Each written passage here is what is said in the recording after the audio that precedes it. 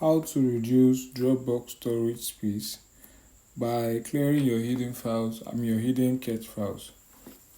Now, let's go into the app.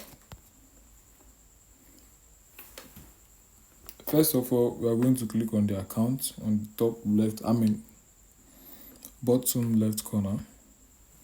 Then we click on the top left corner, the gear setting button.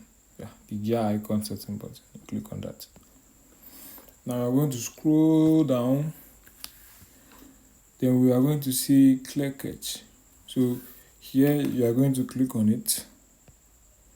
Then you clear the cache. Automatically it's going to delete all the hidden files and then increase more space for you on Dropbox. But be aware that you are clearing your cache. You're welcome.